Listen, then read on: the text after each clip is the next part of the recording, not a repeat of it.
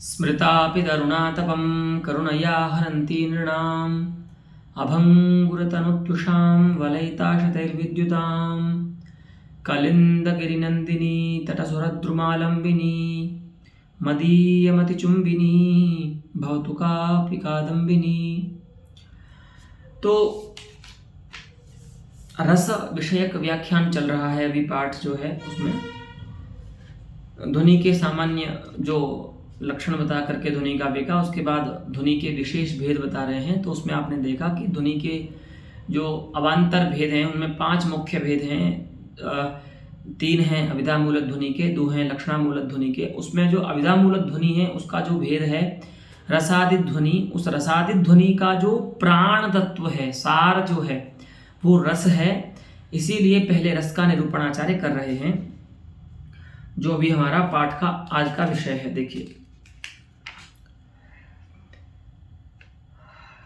तो यहां तक बात हो गई थी कि यथा शराबादिना पिहितः दीपः स्वसन्निहितान् पदार्थान् अपि न प्रकाशयति, आत्मा स्वं च न प्रकाशते, तथैव परंतु यदा तन्निवृत्तो भवति, तन्निवृत्तिर्जायते, है ना। शराबादिनः, जब वो पात्र जो है मिट्टी का हट जाता है दीपक के ऊपर से, तो दीपक के सन्निधि में विद्यमान जो पदार्थ हैं वो भी प्रकाशित होते हैं, दीपक स्वयं भी अपने को प्रकाशित करता है। तथैव तच्चैतन्यमस्ति, है भग्नावर्णम यत् चैतन्यमस्ति, भग्नावर्णा या चिदस्ति सा चित् चैतन्यम चित् शक्ति ही रत्यादीन स्थायिनः प्रकाशयति, है ना, उनको प्रकाशित करती है। तो रत्यादि जो भग्नावरणा चित्त के द्वारा प्रकाशित जो रत्यादि हैं, है ना, अर्थात अज्ञानावरण से अनुपहित चैतन्य के द्वारा, क्योंकि उसका तो प्रकाश स्वरूप है वो तो चैतन्य, तो उस चैतन्य के द्वारा प्रकाशित हैं या उसके जो विषय बनाए गए, उस चैतन्य अनुपहित चैतन्य के जो विषय बनाए गए रत्यादि हैं वो रस कहलाते हैं। यहाँ तक बात हो गई थी। आज का जो पाठ है वो देखिए, अंतःकरण धर्माणाम साक्षिभाष्यत्वम साक्षिभाष्यत्वाभ्युपगते है। देखिए, ये थोड़ा यहाँ पर समझना चाहिए आपको। ये वेदांतियों की जो प्रत्यक्ष प्रक्रिया है उसमें उसका थोड़ा यहाँ पर रहेगा समझने के लिए। तो वस्तुतः क्या होता है, जो चैतन्य है उसको 3 सामान्य भेद मानते हैं वेदांती। एक होता है विषय चैतन्य, एक होता है प्रमातृ चैतन्य, एक होता है साक्षी चैतन्य। ठीक है, तो विषय देश में जो विषयाकाराकारित्व हो जाता है वो तो विषय चैतन्य है, और अंतःकरण से अवच्छिन्न जो चैतन्य होता है, ठीक है, उस चैतन्य को हम बोलते हैं प्रमातृ चैतन्य। और अंतःकरण से अनुपहित जो चैतन्य है, अर्थात जो शुद्ध चैतन्य है ना, जहां पर अंतःकरण जो है वो विषय नहीं बन रहा है ना, ऐसे चैतन्य को हम साक्षी चैतन्य कहते हैं। ठीक है, तो चैतन्य जो है उसको बाह्य जो पदार्थ है ना उनका ज्ञान करने के लिए क्या होता है, अपेक्षा होती है अंतःकरण की। ठीक है, तो जब अंतःकरण से जब वो युक्त होगा तब जाकर के वो बाह्य पदार्थों का घटपटादि का ज्ञान करेगा, तो वो प्रमातृ चैतन्य का विषय है। लेकिन अंतःकरण की जो वृत्तियां हैं, सुख दुखादि अंतःकरणनिष्ठ जो वृत्तियां हैं, उनके प्रत्यक्ष के लिए उसको जो अंतःकरण है उसकी अपेक्षा नहीं होती। शुद्ध चैतन्य ही उनका भान कर लेता है, उनको विषय बना लेता है, तो उसी को बोलते हैं साक्षी चैतन्य। तो अंतःकरण की वृत्तियां जैसे सुख दुखादि साक्षी भाष्य होती हैं, साक्षिणा भाष्यम साक्षी भाष्यम। ठीक है, ज्ञातुम योग्यम भाषितुम योग्यम, है ना, साक्षी चैतन्य के द्वारा जो जानने योग्य है। अर्थात अंतःकरण से अनुपहित जो चैतन्य है, अंतःकरण से अनवच्छिन्न जो चैतन्य है, उस चैतन्य के द्वारा अंतःकरण के जो धर्म हैं, अंतःकरण की जो वृत्तियां हैं, उनका भान होता है।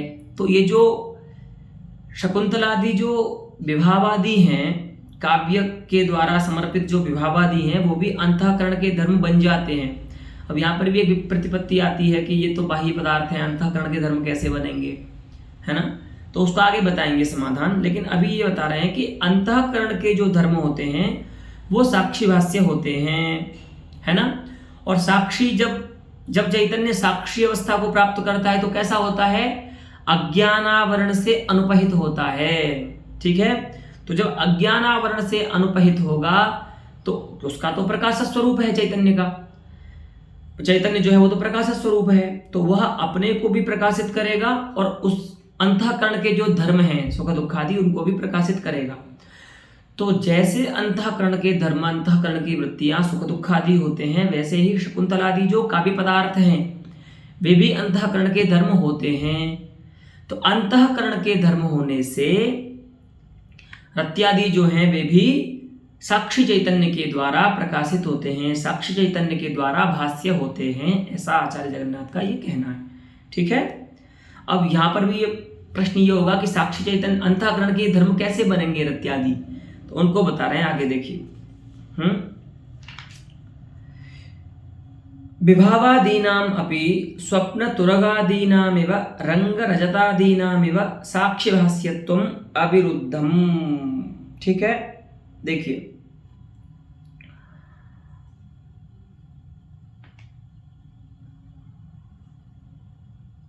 ये जो तुरगादि हैं, अश्वादि जो हैं वो तो बाह्य पदार्थ हैं, तो यदि उनका ज्ञान करना है तो वो तो प्रमात्री चैतन्य से के द्वारा ही होगा, क्योंकि जब चैतन्य अंतःकरण से युक्त होगा तभी बाह्य पदार्थों को विषय बनाता है, ठीक है। ये आपने जाना भी 3 प्रकार के चैतन्य होते हैं, उनमें प्रमात्री चैतन्य जो है अंतःकरण से उपहित जो चैतन्य है, माने अंतःकरण से अवच्छिन्न जो चैतन्य है वही बाह्य पदार्थों का ज्ञान करेगा। तो फिर भैया तुरगादि जो है वो साक्षी भाष्य कैसे हो सकते हैं, लेकिन वेदांत में तुरगादियों को साक्षी भाष्य माना जाता है, लेकिन तुरगादि साक्षी भाष्य कब होंगे, साक्षी चैतन्य से उनका ज्ञान कब होगा, साक्षी चैतन्य के द्वारा भान होने का अभिप्राय यह है कि जो शुद्ध चैतन्य है, अज्ञानावरण से अनुपहित जो चैतन्य है उसके द्वारा ज्ञान होना चाहिए। और वो कब होगा, जब कोई पदार्थ अंतःकरण का धर्म होगा। अंतःकरण का धर्म कब बनते हैं तुरगादि, ये तो बाह्य पदार्थ हैं, तो बोल रहे हैं कि जब स्वप्नस्थ होते हैं, ठीक है। तो स्वप्न में जब तुरगादि का जब स्वप्न आता है ना, आप अश्व देख रहे हैं, मृग देख रहे हैं, तो जैसे स्वप्नस्थ तुरगादि जो है वो साक्षी भाष्य हैं, क्योंकि वो अंतःकरण के धर्म है, उस समय वो बाह्य पदार्थ नहीं है। उसी प्रकार से शकुंतलादि रूप जो विभावादि हैं वे यद्यपि बाह्य पदार्थ हैं, है ना, और असत पदार्थ हैं, लेकिन जैसे स्वप्नस्थ तुरगादि साक्षी भाष्य होते हैं, प्रमात्री भाष्य नहीं होते, उसी प्रकार से विभावादि काव्योपस्थापित जो विभावादि हैं, शकुंतलादि जो रूप विभाव हैं, अनुभाव हैं, वो भी क्या हो जाते हैं, साक्षी भाष्य हो जाते हैं। उसी प्रकार से रंग रजतादीनामिव, है ना, रंग में जो सुक्ति में जो रजतत्व प्रकारक जो ज्ञान है ना, वो भी साक्षी भाष्य होता है। तो जैसे रंग में रजत का भान, है ना, स्वप्न तुरगादि का जो भान है वो जैसे साक्षी भाष्य होता है, उसी प्रकार से असत होने पर भी, अविद्यमान होने पर भी, है ना, जो विभावादि हैं वे साक्षी भाष्य हो सकते हैं। अब देखो यहाँ पर ये बात समझने की ये है कि साक्षी भाष्य पदार्थ वो होगा जो अंतःकरण का धर्म होगा। तो अब ये तो पदार्थ बाह्य पदार्थ हैं, ये साक्षी भाष्य कैसे हो सकते हैं, ये तो परमात्म चैतन्य के द्वारा इनका ज्ञान होना चाहिए, उसके विषय बनने चाहिए। तो ये समस्या आई, उसके लिए बता रहे हैं कि नहीं, जैसे स्वप्न तुरगादि रंगरजतादि का जो ज्ञान होता है वो साक्षी भाष्य से मानते हो आप, वो अविरुद्ध है। उसी प्रकार से अविद्यमान होने पर भी काव्योपस्थापित जो शकुंतलादि रूप विभाव है वो भी साक्षी भाष्य होते हैं। साक्षी भाष्य मानना क्यों आवश्यक है ये भी समझो। साक्षी भाष्य मानेंगे तभी जा करके ये जो बात बोल रहे हैं ना, भग्नावरणा चित्त विशिष्टः रत्यादि स्थायी भावः रसः, वो बात तभी सिद्ध होगी। क्यों?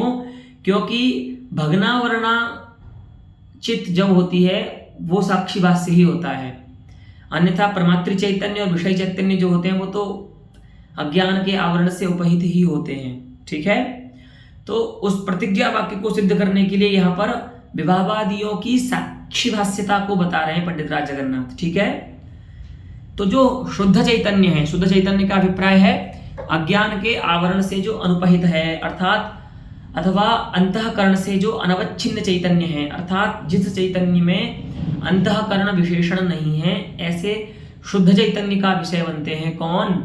विभावादि रूप जो अर्थ है काव्य के द्वारा उपस्थापित जो अर्थ है। ठीक है, तो अविरुद्धम, ये बात यहां तक अब आई। अब प्रश्न होगा कि उदाहरण वैलक्षण्यं किमपि अस्ति वा? किं किं वैलक्षण्यं किम् अभिलषति भवान्? इत्युक्ते अत्र स्वप्नतुरगादीनाम् इव इति उक्त्वा पुनः रङ्गरजतादीनाम् इव इति पुनः उदाहरणान्तरं दत्तम्, दृष्टान्तान्तरं। तत्र तु स्पष्टार्थमेव, प्रायः स्पष्टार्थमेव। यावदधिकं लौकिकम् उपादीयते तेन सम्यक् अवगमनं भवेत् इति कृत्वैव उदाहरणद्वयमत्र आचार्येण प्रादर्शयति मम मतिः। अस्तु, इदानीम् अयमस्ति पक्षः यत्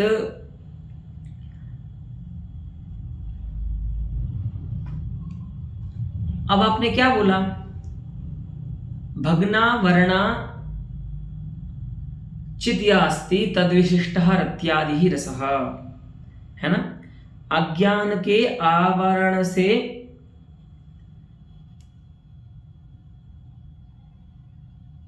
अनुपहित जो चित्त है, चैतन्य है, उस चैतन्य का जो विषय है रत्यादि, वो रस है, ऐसा आपने बोला। तो यहां पर ये बोल रहे हैं कि कुछ ऐसे व्यवहार होते हैं रस के लिए जो रस में, तो आप अभी तक आपने क्या सिद्ध किया है? आत्म चैतन्य का और रस का अभेद सिद्ध किया आपने। ठीक है, लेकिन ये जो व्यवहार होते हैं, तो इससे तो क्या हो गया, क्योंकि आत्म चैतन्य जो है वो तो नित्य है और रस में कुछ ऐसे व्यवहार होते हैं जो अनित्यता का द्योतन करते हैं, जैसे उत्पन्नो रसः, ठीक है, विनष्टो रसः इत्यादि व्यवहार भी होते हैं। तो अगर आप आत्म चैतन्य से अभिन्न मानते हो रत्यादि को, रत्यादि रूप जो रस है, फिर तो इस प्रकार के जो अनित्यत्व प्रतिपादक जो व्यवहार हैं रस में वो कैसे होंगे? क्योंकि आत्म चैतन्य तो नित्य है, और अगर आप उससे अभिन्न मान रहे हो रत्यादि रूप स्थायी को जो रस बन रहा है, तो फिर ये इस प्रकार के व्यवहार कैसे होंगे? क्योंकि इस प्रकार के व्यवहार चैतन्य के लिए तो नहीं होते, क्योंकि वो तो नित्य है।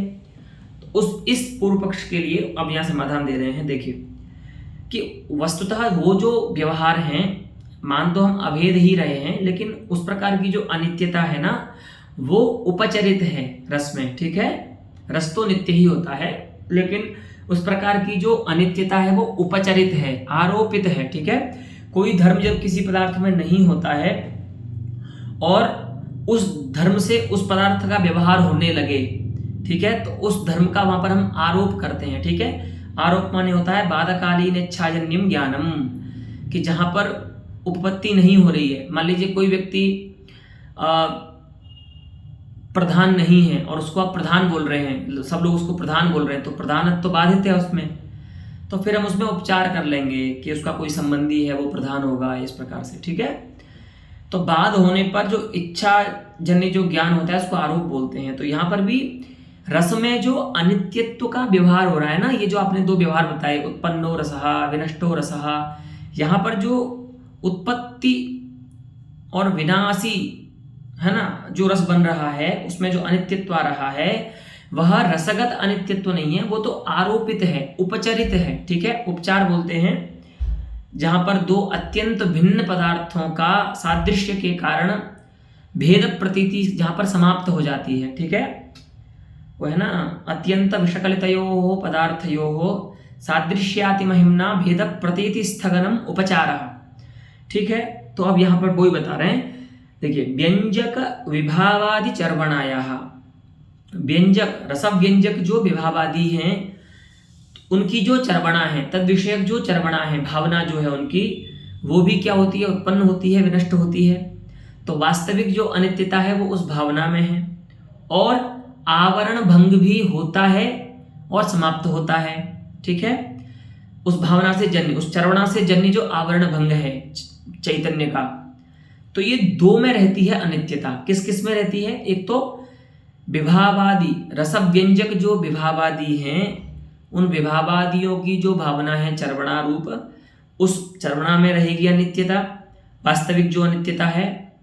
और उससे जन्य जो आवरण का नाश है, चैतन्य के जो ज्ञान आवरण था उसका जो नाश है, उस नाश में भी अनित्यता रहती है ना, वास्तविक।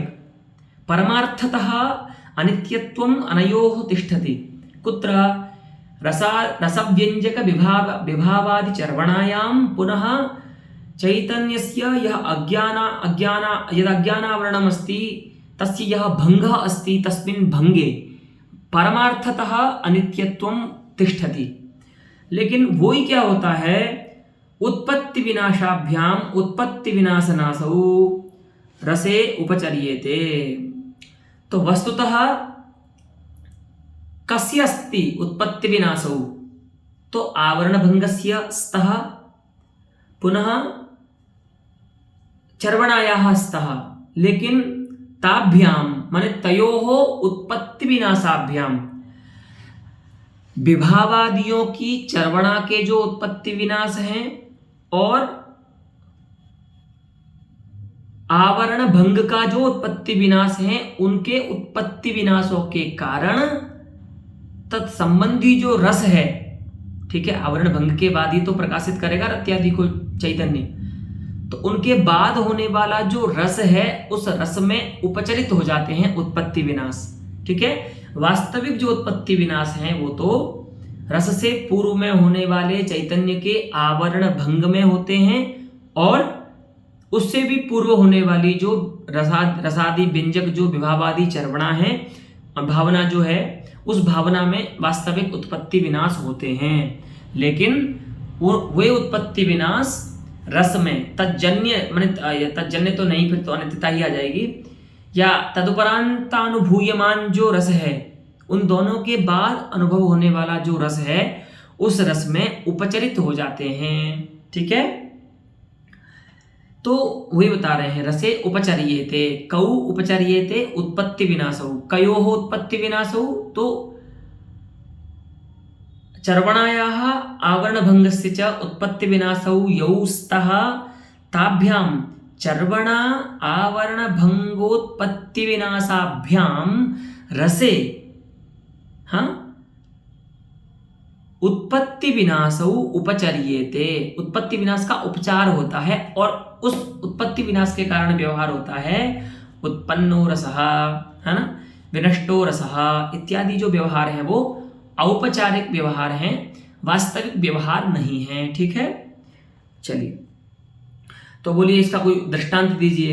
ये तो आपने ऐसा लग रहा है कि, है ना, आपने मन से ही कोई युक्ति दे दी आपने, आप तो पंडित व्यक्ति हैं, तो नहीं बोला कि नहीं, ऐसा नहीं है, इसमें दृष्टांत भी है। देखिए, वर्णनित्यतायामिव व्यंजक ताल्वादि व्यापारस्य गकारादौ।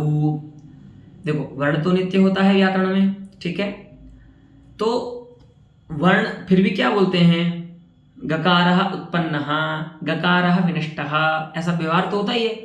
वस्तुतः जो वर्ण है वो तो नित्य है, तो उस वर्ण की नित्यता में जैसे उसके जो व्यंजक हैं, ताल्वादि जो उच्चारण स्थान हैं, तदगत अनित्यता जैसे उपचरित हो जाती है। ठीक है, उनके जो उत्पत्ति विनाश हैं, वर्णों के व्यंजक जो ताल्वादि हैं, उन ताल्वादियों के जो उत्पत्ति विनाश हैं, उस उत्पत्ति विनाश के कारण गकारादि वर्ण में उत्पत्ति विनाश विषयक व्यवहार देखे जाते हैं। अर्थात गकारः उत्पद्यते, गकारो विनश्यति, एवं तो अयं व्यवहारः मुख्यः नास्ति यतोहि वर्णस्तु नित्यः वैयाकरणानां, है ना। तो वर्ण नित्यता में इस प्रकार से, जैसे ये वो है तद व्यंजक ताल्वादि जो व्यापार हैं, उनकी उत्पत्ति विनाश के कारण, और जो नित्य वर्ण है उस नित्यता में आरोपित हो जाती है अनित्यता, उत्पत्ति विनाश। इसी प्रकार से रस भी जो है वो नित्य है, आत्मस्थानी है इसलिए, लेकिन उसमें जो उत्पत्ति विनाश विषयक जो व्यवहार हैं वो आवरण भंग के कारण और विभावादि की जो चर्वणा है उसके कारण हो रहे हैं। क्यों? क्योंकि विभावादि की चर्वणा उत्पन्न होती है, विनष्ट होती है। उसी प्रकार से आवरण का भंग होता है और आवरण के भंग का विनाश होता है। पुनः जो चैतन्य है वो अज्ञानोपहित हो जाता है। ठीक है, तो इस प्रकार से उत्पत्ति विनाश जो है वो रस के वास्तविक धर्म नहीं है, वो तो उसमें उपचरित धर्म है। और उपचरित धर्मों के कारण ही इस प्रकार के व्यवहार होते हैं कि उत्पन्नो रसः विनष्टो रसः। ठीक है, तो ये यहाँ पर उन्होंने बताया। हाँ, विभावादि चर्वणावधित्वात् आवरण भंगस्य निवृत्तायां तस्यां प्रकाशस्य अवृतत्वात् विद्यमानोपि स्थायी न प्रकाशते। हाँ, अब देखिए प्रश्न ये है कि रत्यादि तो स्थायी भाव हैं, तो वो तो स्थायी है ही चित्त में हमेशा। तो आवरण भंग भी हो गया है। ठीक है, एक बार आवरण भंग तो हो गया, तो आवरण भंग जब हो गया तो रत्यादि तो स्थायी हैं चित्त में, तो फिर अनवरत श्रृंगार आदि का अनुभव क्यों नहीं होता सहृदय को? ये प्रश्न है।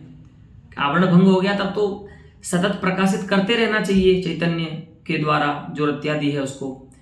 तो सतत सहृदय को एक बार अभिज्ञान शाकुंतलम का आस्वाद किया और पुरुष को सतत श्रृंगार का अनुभव होना चाहिए, ऐसा प्रश्न है। तो कहते हैं नहीं, इसमें भी आपको समझना होगा एक क्रम है। ऐसा नहीं कि आवरण भंग हो गया तो फिर अब रत्यादि स्थायी है इसलिए श्रृंगार आदि रूप में वो परिणत होता ही रहेगा, ऐसा नहीं होता। सब एक दूसरे से जुड़े हुए हैं। देखिए, विभावादि चर्वणावधित्वात् आवरण भंगस्य, आवरण भंग भी उतनी देर के लिए होगा। ये वैसे वेदांत वाला आवरण भंग नहीं कि एक बार आवरण का भंग हो गया तो फिर अब उस आवरण से दोबारा उपहित नहीं होगा चैतन्य, ऐसा नहीं है। यावत विभावादि की चर्वणा होगी, क्योंकि बताया था ना व्यापारेण, वहां पर जो आया था ना तृतीया में बताया, कर्ण में तृतीया है, या आपको इससे पहले जो आया था पद ये है,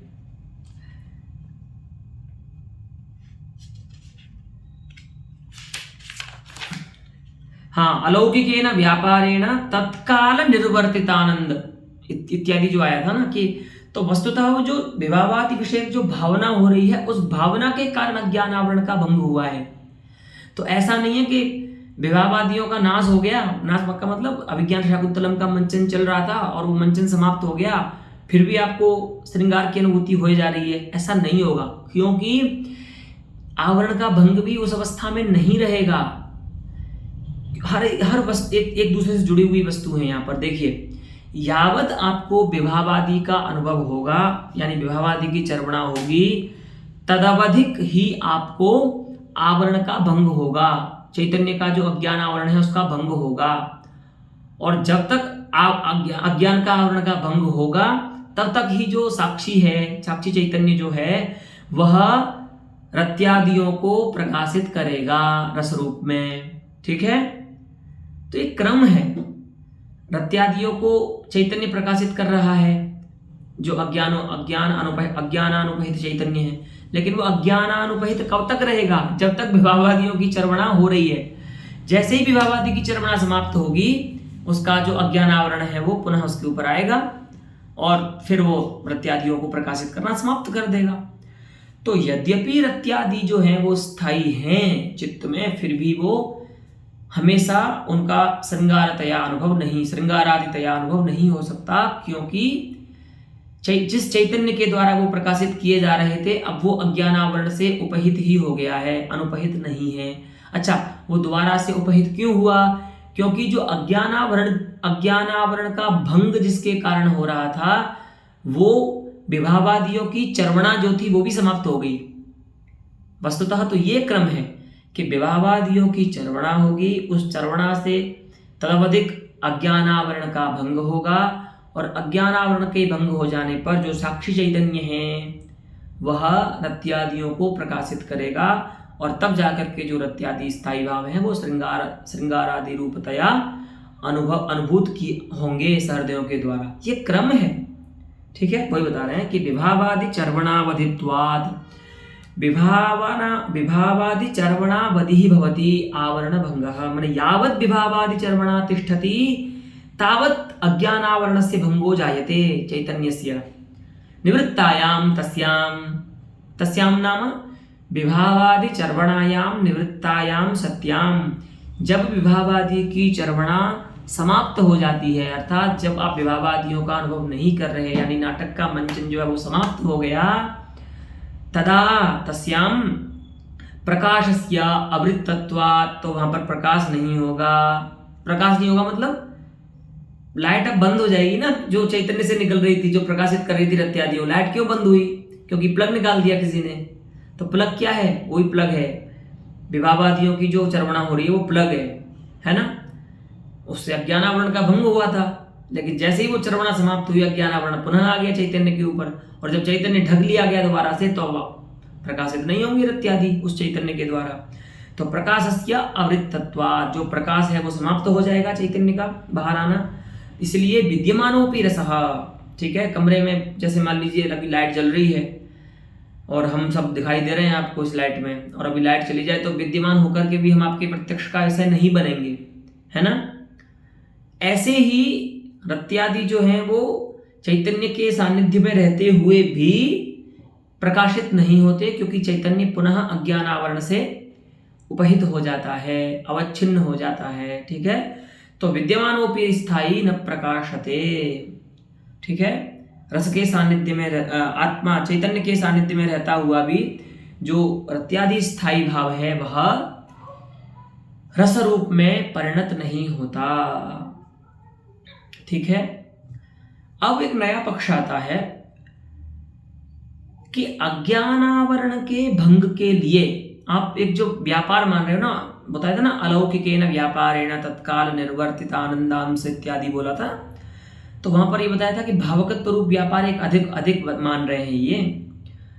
तो बोले इसकी क्या आवश्यकता है, गौरव है इससे, तो कि क्यों गौरव है वो बताएंगे। क्योंकि ऐसा एक और वस्तु है जिससे अज्ञानावरण का भंग हो सकता है। तो अज्ञानावरण के भंग के लिए आप जो भावकत्व रूप व्यापार मान रहे हो उसकी आवश्यकता नहीं है। तो अब ऐसा मान करके आचार्य यहाँ पर युक्ति दे रहे हैं, यद्वा विकल्प में ये मत प्रस्तुत कर रहे हैं। देखिए, विभावादि चर्वणा महिम्ना सहृदयस्य निज सहृदयतावशोन्मिषितेन तत्तत् स्थायिन्युपहित स्वस्वरूपानंदाकारा समाधौ इव योगिनश्चित्तवृत्तिः उपजायते।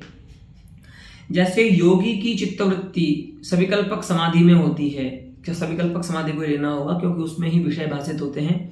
निरविकल्पक समाधि में तो प्रमातादि जो भेद है, प्रमाता प्रमेय प्रमाण आदि का जो भेद है वो समाप्त हो जाता है। तो वैसा तो नहीं होता है रस के अनुभव में, लेकिन इसीलिए यहाँ पर जो समाधि पद है उसका अर्थ आपको लेना है सविकल्पक समाधि, अर्थात जिसमें विषय यत्किंचित भाषित होते हैं, ठीक है। माने विकल्प जो है वो भेद जो है वो बना रहता है। अब देखिए, सहृदय के अंदर ही कोई ऐसी एक शक्ति है सहृदयता नाम की, उससे ही अज्ञानावरण का भंग हो जाएगा। भावगत व्यापार को अलग से मत मानिए, ये कहना है यहाँ पर। यद्वा विभावादि चर्वणा महिम्ना, जैसे ही वो विभावादि की चर्वणा करेगा, उस विभावादि की चर्वणा के करने से सहृदयस्य, उस विभावादि के भावना चर्वणा के प्रभाव से सहृदयस्य, सहृदय की ही निज सहृदयता वसोन्मिषितेन, उसकी सहृदयता के कारण ही जो उत्पन्न हुआ है, ऐसे किसी धर्म विशेष के द्वारा तत्तत् स्थान्युपहित स्वस्वरूपानंदाकारा समाधौ इव, उस स्थायी के द्वारा उपहित जो चित्तवृत्ति है, और वो कैसी है, स्वस्वरूपानंदकारा है, ऐसी चित्तवृत्ति उत्पन्न होती है। किससे होती है? तो सहृदयता के द्वारा ही वो उत्पन्न हो जाती है चित्तवृत्ति। और होती कैसे है, तो जैसे समाधौ योगिनः चित्तवृत्तिः उपजायते तथैव सहृदयस्य, है ना, तदीय सहृदयतावशोन्मिषितेन केनचित् धर्म विशेषेण तस्य स्वस्वरूपानंदाकारा चित्तवृत्तिः। लेकिन यहाँ पर विषय क्या रहेगा, तो बोल रहे हैं तत्त स्थान उपहित, उस स्थायी के द्वारा जो उपहित है, माने स्थायी विषय रहेंगे, है ना। इसीलिए मैंने आपको बोला कि आप समाधि शब्द का अर्थ यहाँ पर निर्विकल्पक समाधि नहीं कर सकते, क्योंकि फिर दृष्टांत और दाष्टान्तिक में भेद हो जाएगा। दाष्टान्तिक जो है वो सविकल्पक है, क्योंकि वहाँ पर स्थायी जो है वो विषय रूप में भाषित हो रहे हैं चित्तवृत्ति में, और समाधि अगर आप निर्विकल्पक लेंगे तो वहाँ पर विषय जो है वो इस तरह से भाषित नहीं होता है। तो इसीलिए यहाँ पर समाधि पदार्थ आपको सविकल्पक ही लेना है। तो तत्तद रत्यादि स्थायी भाव के द्वारा जो संबद्ध है ऐसा स्वस्वरूपानंदाकारा चित्तवृत्ति उत्पन्न होती है सहृदय की।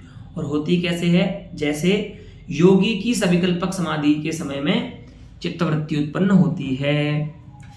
जायते तन्मयी भवनम इति यावत्, तो तन्मयी भवनम जायते, ठीक है, माने शकुंतलादि विषयक जो चित्तवृत्ति है वो तन्मयी भाव हो जाता है सहृदय का। उस जो विभावादि का जो वो चरवणा कर रहा है उस विभावादि के साथ तन्मयी भाव हो जाता है उसका, है ना, सहृदय का। तो तन्मयी भवनम उपजायते कस्य सहृदयस्य। अयं कश्चित् अन्यः पक्षः यत्र भावतत्व व्यापारस्य अपेक्षा न भवति। इत्थं यदि वयं व्याकुर्मः एनं पुनः इदानीं प्रश्नः समायाति, स च चित्तवृत्तिः तु लौकिकी एव अस्ति, अलौकिकी नास्ति। आपने बोला है कि वो अलौकिक सुख होता है। अब यहाँ पे आप बोल रहे हो कि वो जो चित्तवृत्ति उत्पन्न होती है वो तो लौकिक ही है। तो अब आप ये बताइए, प्रतिज्ञा का विरोध हो रहा है। आपने कहा था कि ये अलौकिक सुख होगा, बोला था ना, लोकोत्तराह्लाद रमणीय, लोकोत्तराह्लाद जनक ज्ञान गोचरता रमणीयता का परिभाषित करते समय। तो काव्य जो है वो लोकोत्तर ज्ञान का जनक, लोकोत्तर ज्ञान का विषय जो अर्थ है उसका प्रतिपादक शब्द काव्य है, आपने ऐसा बोला है। तो अब आप ये बताइए कि वो जो चित्तवृत्ति विशेष रूप आनंद है वो तो लौकिक ही होगा, चित्तवृत्ति तो लौकिक ही होगी, है ना। तो उससे वह जो है लौकिक चित्तवृत्ति विशेष रूप जो आनंद है वह अन्य जो लौकिक सुख हैं उनसे इतर कैसे है, क्योंकि आपने तो उसको लोकोत्तर माना है सुख को। तो लौकिक चित्तवृत्ति से होने वाला जो सुख है या लौकिक चित्तवृत्ति रूप जो सुख है वह अन्य जो सर्कचंदनादि लेपन जन्य जो सुख हैं, लौकिक सुख हैं, उनसे अलग कैसे है, क्योंकि आपने उसको लोकोत्तर बोला है। तो उसको बताइए। तो अब यहाँ पर आचार्य एक अच्छी युक्ति से सिद्ध करेंगे कि अब ठीक है, इस प्रकार से उसको आप लौकिक मान सकते हैं, लेकिन फिर भी वह चूंकि वह प्रमात्व चैतन्य के द्वारा भाष्य नहीं होती, अंतःकरणावच्छिन्न चैतन्य का विषय नहीं होती वो चित्तवृत्ति, जैसे अन्य जो लौकिक चित्तवृत्तियां हैं ना, लौकिक सुख जन्य जो लौकिक सुख जिनसे होता है वो चित्तवृत्तियां जो हैं वो अंतःकरण से उपहित चैतन्य से उत्पन्न होती हैं, उसका विषय बनती हैं। जबकि ये जो काव्यार्थ विषय जो आस्वाद है इसकी जो चित्तवृत्ति है ये तो साक्षी चैतन्य के द्वारा भाष्य है। इतना ही भेद है, लौकिक हो सकती है, कोई बड़ी बात नहीं है। अब देखिए वही बता रहे हैं यहाँ पर, आनंदो ह्ययम न लौकिक सुखांतर साधारणः। यह जो आनंद है, काव्यार्थ जन्य जो आनंद है, वह अन्य लौकिक सुखों के साथ उसका साधारण्य नहीं है।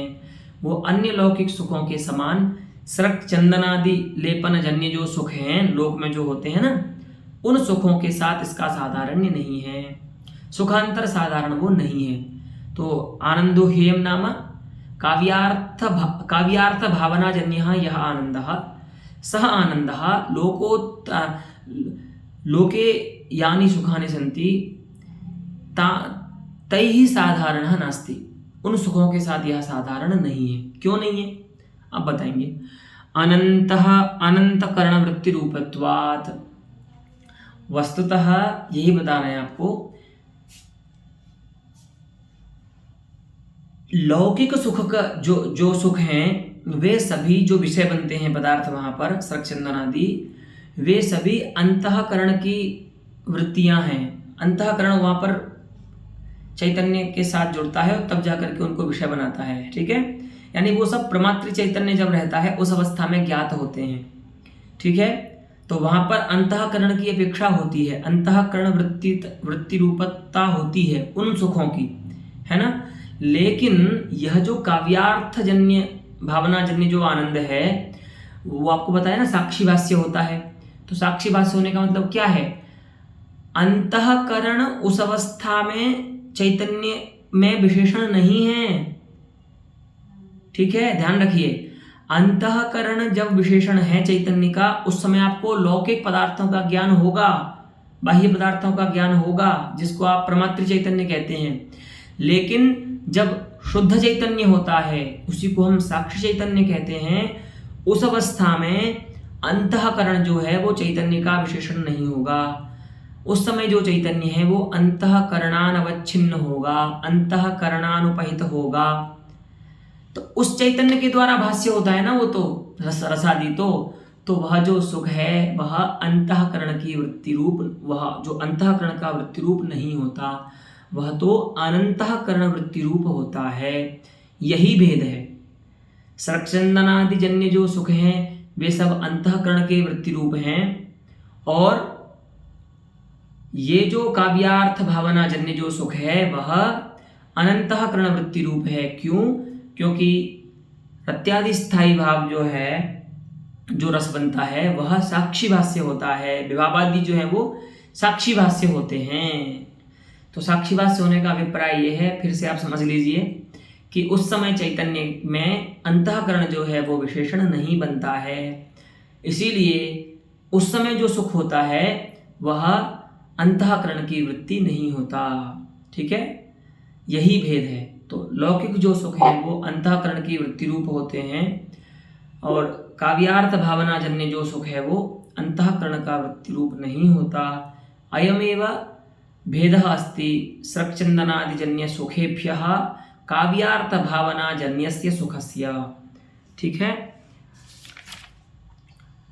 आचार्य अत्र आनन्दस्य लौकिकत्वं कुत्र उक्तमस्ति? आनन्दस्य लौकिकत्वं नैव, वस्तुतः अत्र उक्तं खलु योगिनश्चित्तवृत्तिर् उपजायते, स्वस्वरूपानन्दाकारा योगिनश्चित्तवृत्तिर् उपजायते। तो वस्तुतः वहाँ पर जो आप विषय बना रहे हो ना तत्त स्थायी, वो तो लौकिक ही, वो तो लोक में ही लोक की पदार्थ है ना।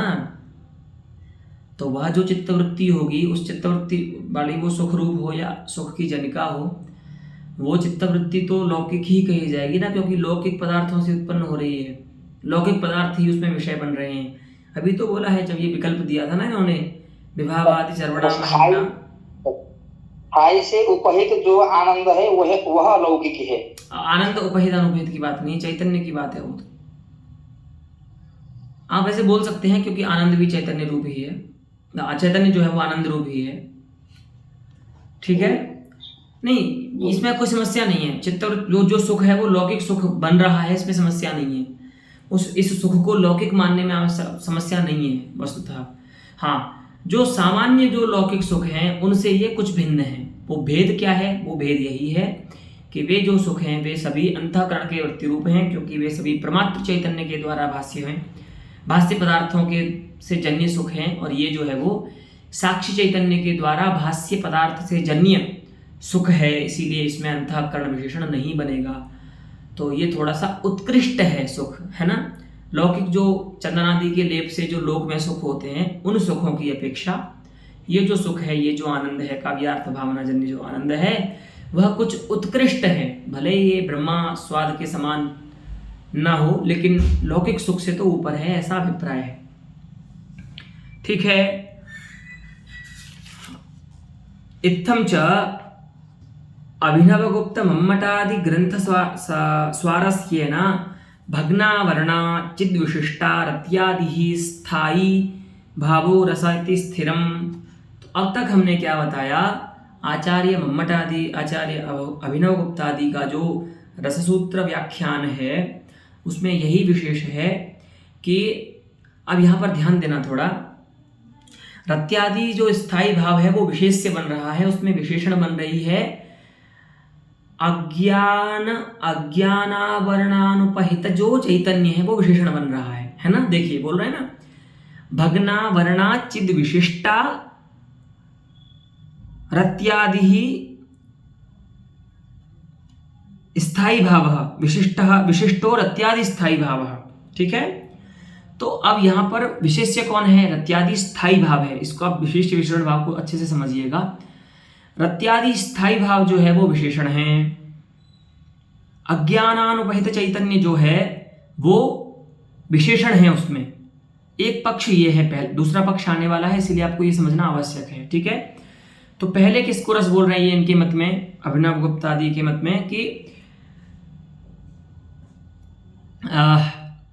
अज्ञान से अनुपहित जो चैतन्य है, माने जिस चैतन्य का जिस चित शक्ति से अज्ञानावरण हट गया है, उस चित शक्ति के द्वारा प्रकाशित अभिव्यक्त जो रत्यादि स्थायी भाव है वो रस है।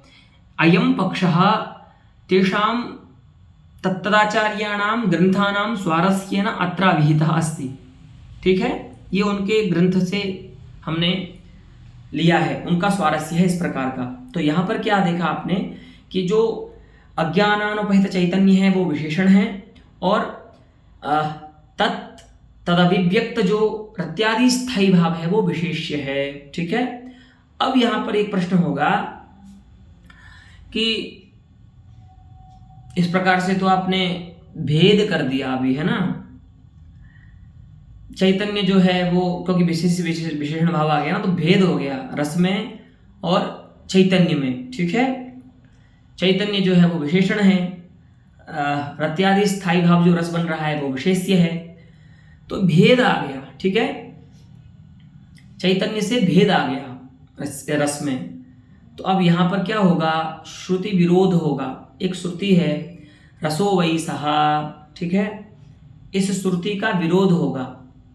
यहाँ पर जो है वो चैतन्य स्वरूप बताया गया है रस को, है ना, अथवा ऐसा कहिए कि चैतन्य को रस स्वरूप बताया गया है, रसो वै सह, है ना, सह आत्मा रसः। इस प्रकार से श्रुति प्रतिपादित अभेद जो है वह बाधित हो रहा है आपके इस व्याख्यान के अनुसार। ठीक है, आपने जो व्याख्यान किया ना अभी कि भग्नावरणा चिद विशिष्टो रत्यादि स्थायी भावः रसः, अनेन वचसा श्रुति प्रतिपादितः चैतन्यस्य रसेन सह यह अभेदः अस्ति, अथवा चैतन्य रसयोः अभेदः बाधितो भवति। तो श्रुति का विरोध हो रहा है, तो श्रुति का विरोध तो नहीं होना चाहिए, श्रुति भगवती है ना। किसी भी शास्त्र में आप जब संस्कृत वाङ्मय में आप पढ़ते हैं तो यदि कहीं पर भी श्रुति विरोध हो रहा है तो उसका परिहार किया जाता है बलात्, है ना, यत्न पूर्वक। तो यहाँ पर भी अब श्रुति विरोध हो रहा है ना, क्योंकि श्रुति कहती है कि चैतन्य जो है वो रस स्वरूप है, रसाभिन्न है ना, चैतन्यम रसाभिन्नम अस्ति। परंतु अभिनव गुप्तादीनां ग्रंथ स्वारस्येन यदभिहितम् आचार्य जगन्नाथेन तेन इदं प्रतीयते यत् रसः कश्चित् भिन्नः चैतन्यं तद्भिन्नं, यतो हि चैतन्यं तत्र विशेषणत्वेन उपतिष्ठति रसे। तो अयं भेदः इदानीं परिहर्तव्यः। तो तादृशं भेदं परिजिहीर्षुः पंडितराजः इदानीं लिखति। पश्यन्तु, वस्तुतस्तु वक्ष्यमाण श्रुतिस्वारस्येन रत्याद्यवच्छिन्ना भग्नावरणा चिदेव रसः। अब देखिए, तदेव रसः, सा चिदेव रसः, ऐसा बोल दिया। ऐसा नहीं बोला कि तया चिदा विशिष्टः रत्यादि रस, ऐसा नहीं बोला। अभी क्या बोला, रत्याद्यवच्छिन्ना या चिदस्ति। वस्तुतः रत्यादि में और चैतन्य में तो भेद रहेगा ही, लेकिन वहां पर आप रत्यादि की रसता बता रहे थे, यहाँ पर आपको चित की रसता बतानी है। श्रुति ये नहीं कहती कि आप चैतन्य का रत्यादियों के साथ अभेद कीजिए, नहीं। चैतन्य जो है वो रस रूप है, चैतन्य जो है वो रत्यादि रूप नहीं है। चैतन्य जो है वो रसरूप है। तो इसीलिए अब क्या बोल रहे हैं कि श्रुति के स्वारस्य से कि रत्याद्यवच्छिन्ना अर्थात रति विशिष्टा, रत्यादि स्थायी विशिष्टा या भग्नावरणाचित अस्ति, अर्थात ऐसा चैतन्य जो जिसका अज्ञानावरण समाप्त हो गया है और उसमें रत्यादि स्थायी भाव उस समय विषय बन रहे हैं। ठीक है, तो रत्यादि स्थायी भाव वाला अज्ञानावरण भंग हो गया है जिसका, ऐसा जो चैतन्य है वो चैतन्य ही रस है, ऐसा द्वितीय व्याख्यान का अभिप्राय है। ठीक है, तो अब यहां क्या हुआ देखिए, पूर्व व्याख्यान में जो विशेष्य विशेषण भाव था उसका व्युत्क्रम हो गया। पहले चित जो थी, भग्नावरणा चित जो थी वो विशेषण थी रत्यादियों में। ठीक है, रत्यादि विशेष्य थे। अभी क्या हुआ, रत्यादि हो गए विशेषण। क्या बोल रहे हैं, वाक्य देखिए, रत्याद्यवच्छिन्ना भग्नावरणा चित। तो रत्यादि जो है वो विशेषण हो गए किसमें, भग्नावरणा चित में। अज्ञानानुपहित जो चैतन्य है उस चैतन्य में रत्यादि जो है वो विशेषण हो गए। अब तो अब यहां पर विशेष विशेषण भाव का व्युत्क्रम हो गया। ठीक है, इसीलिए मैंने आपको पहले बताया था कि विशेष विशेषण भाव को जानिए। तो वस्तुतस्तु है ना, अयम अस्ति सिद्धांतः वस्तुतस्तु इति पदेन अस्मिन्नेव मते ममापि अस्ति स्वारस्यम् इति द्योतयति पंडितराजः वस्तुतः। तो वक्ष्यमाण श्रुति स्वारस्येन, अभी जो कहा जाने वाला है, श्रुति जो आने वाली है उसके स्वारस्य के लिए, उसकी रक्षा के लिए रत्याद्यवच्छिन्ना जो भग्नावरणाचित है, रत्यादि विषयक जो अज्ञानानुपहित चैतन्य है वह चैतन्य ही रस है, ऐसा मानना चाहिए। अयमस्ति सिद्धांतः। ठीक है, अब आप समझिए, रस में हो गए दो अंश। एक तो रस जो है वो चित है तो चिदंश हो गया। ठीक है, और दूसरा अंश हो गया प्रकारतया जो वहां पर रहते हैं रत्यादि। ठीक है, तो रत्यादि जो हैं वे हो गए प्रकार और चिद जो है वो हो गई विशेष्य। तो रस जो है उसमें अब दो पदार्थ हैं, विशेषतया जो है रस पदार्थ वो है चिद, और विशेषणतया प्रकारतया जो है वहां पर रत्यादि भी रह रहे हैं। अब आपको ऐसे समझना है, माने रस जो है एक तरह से समझें तो एक तरह का ऐसा पदार्थ है, मिश्रित पदार्थ है जिसमें दो वस्तुएं हैं, भग्नावरणा चित है और रत्यादि भी हैं। ठीक है, अब उसको लेकर के बता रहे हैं। तो इन दोनों मतों में ही जो व्यवहार थे ना कि नित्यो रसहा, ये भी व्यवहार होता है क्योंकि जब चैतन्य तो नित्य है, तो नित्यो रसहा, और फिर दूसरा व्यवहार भी तो है उत्पन्नो रसहा, विनष्टो रसहा इत्यादि। व्यवहार की सिद्धि कैसे होगी, क्योंकि दोनों ही मत मानने पर वो व्यवहार तो सिद्ध नहीं होंगे। क्योंकि अगर आप देखिए रत्यादि विशिष्ट भग्नावरणा चित्त को रस मानते हो तो उत्पन्नो रसहा, विनष्टो रसहा, ये व्यवहार बाधित होगा। क्यों, क्योंकि जो चैतन्य है वो उत्पन्न विनष्ट नहीं होता। ठीक है, उत्पत्ति विनाश राहित्य है उसमें।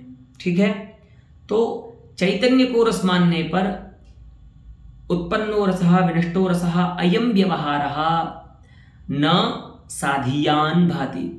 ठीक है, और ये जो आपने पहले बोला था कि भग्नावरणा चिद विशिष्ट रत्यादि स्थायी भावो रसः, ये भी ऐसा भी मानने पर दूसरा जो व्यवहार है रसो वही सहा इत्यादि, जो नित्यता परक व्यवहार है रस के, जहां पर रस को नित्य बताया गया है, वो नहीं होते सिद्ध। क्योंकि रत्यादि रूप जो रस होता है वो तो उत्पन्न होता है, विनष्ट होता है।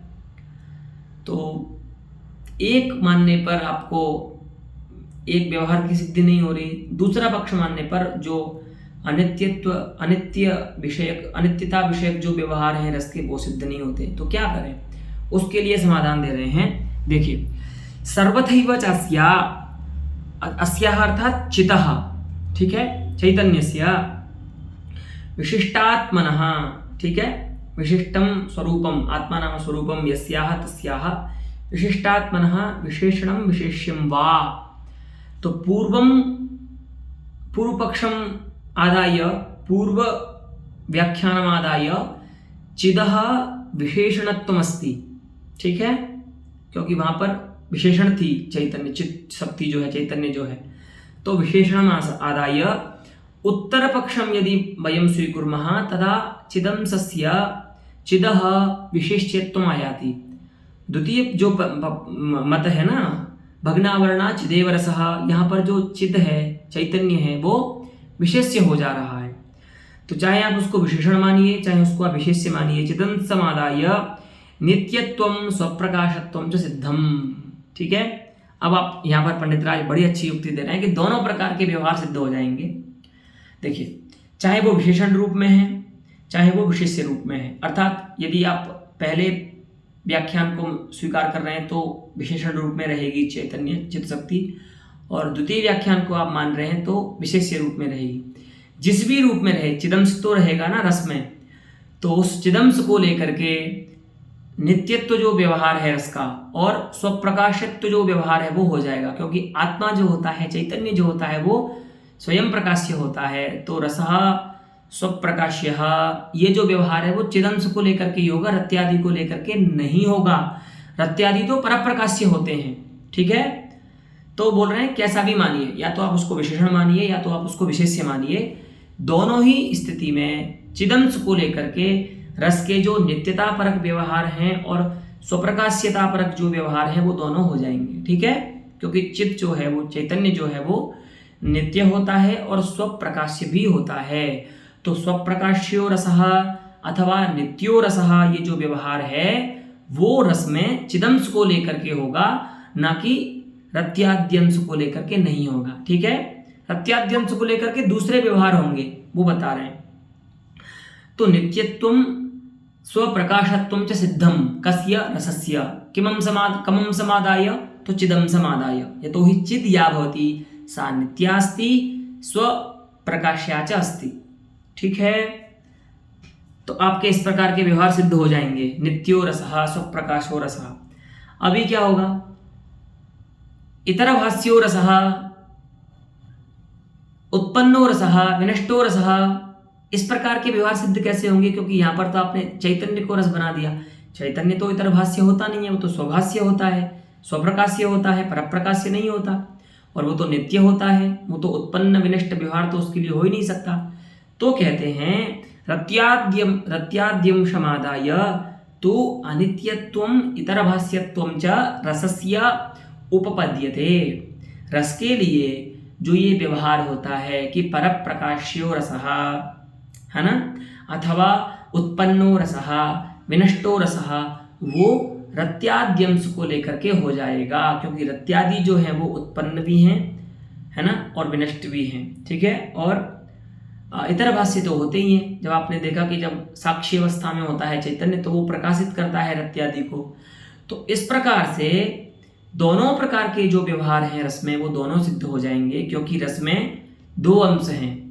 अगर आप रत्यादि को विशिष्ट रूप में मानेंगे रस, तो उसमें प्रकार रूप में रहेगी भग्नावरणा चित्त विशेषण रूप में, और यदि आप द्वितीय व्याख्यान के अनुसार भग्नावरणा चित्त को ही श्रुति की सिद्धि के लिए, श्रुति की रक्षा के लिए भग्नावरणा चित्त को ही रस मानेंगे, तो वहां पर विशेष रूप में रहेगी भग्नावरणा चित्त और विशेषण रूप में रहेगा जो है रत्यादि।